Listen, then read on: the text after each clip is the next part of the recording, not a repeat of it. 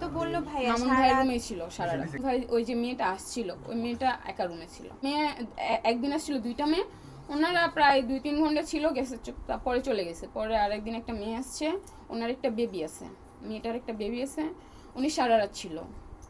ওনার বাবা যে আমাকে ব্যাড টাচ করছে, আমাকে জোর করার চেষ্টা করছে, ইভেন উনি আমাকে টাকাও দিছে, টাকা দিত, আমার লোভ দেখাইছে যে তুমি যদি আমার সাথে থাকো আমি তোমার 500-1000 আমি তোমার টাকা দিব। উনি আমাকে বলছে আমি যদি মারা যাই তারপরে তুমি আমার বাসা থেকে যাবা না।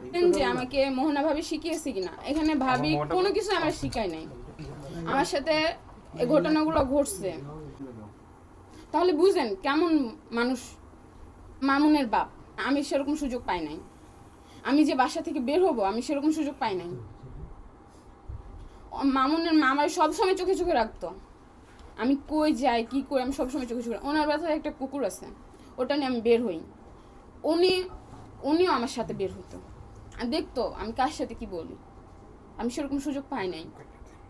কালকেও উনি দেশে গেছে আর ওনার মেয়েও দেশে গেছে, মানে আমাকে মায়েরা পরে দেশে গেছে। মামুনের বোন এই যে রুটি ঠান্ডা হয়ে গেছে, রুটি আগে বানাইছি, রুটি ঠান্ডা হয়ে গেছে, গরম গরম রুটি খাইতে পাই নাই। এটা আমি দেখতাম যখন আমি বাসায় ছিলাম, তখন দেখতাম যে মামুনের বোনকে খাবার নিয়ে খুব কষ্ট দিত, মারতো অনেক। তখন আমি এটা নিয়ে প্রোটেক্ট করতাম, মামুনকে বলতাম। পরে আমি যদি খাবার খাইতে বসতাম, খাবার খাওয়ার জন্য উনি আমাকে মানে ইয়া করতো নাকি রাতে। রাতে তুমি কার সাথে ঘুমাইতা, কিভাবে? রাত্রে আমি যখন মানে মরিয়ম আপুর সাথে যখন ঘুমাইতাম, আপু তো কানে শোনে না, আবার কথাও বলতে পারে না। সো আপু খাটে ঘুমাইতো, আমি নিচে ঘুমাইতাম। তখন বলতো, আমি চিৎকার করলে তো ও শুনতো না। পরে কয়েকদিন এসব করার পর আমি কয়েকদিন মামুন ভাইয়ের মামলাও ঘুমাইছি, ওখানে উনি ওরকম করতো। আমি ওখানে যদি ওনাকে আম্মু বলে ডাক দিছি, উনি সজাগ, তারপর উনি সাড়া দেয় না আমার ডাকে, করতে চেষ্টা করছে। আর ভাইয়ের বাসায় যে সজীব নামে একটা ছেলে আছে, উনিকে রুম থেকে বের করে দিয়ে মামুন ভাই আর মামুন ওরা 2জন মিলে, তো বলতে পারবো না রুমের ভিতর কি করে, আমি তো আর বলতে পারবো না। তখন কিন্তু ফ্যামিলি মেম্বাররা কিন্তু থাকে, যখন নিয়ে আসে তখন কি ধরনের মাদক সেবন করে?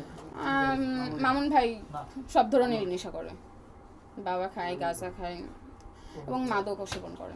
ছোট মানুষ, ও তো আসলে ভাইয়া অত কিছু বুঝে না। যেটা না আমি এটাকে তো চিনি না, তবে দেখলে চিনতে পারবো। আমি চাইতেছি এটা মানে প্রত্যেকটা মেয়ে জানা উচিত, যাতে কোনো মেয়ে আর এরকম ওদের পরিবারে যে এরকম মানে বিপদে না পড়ে।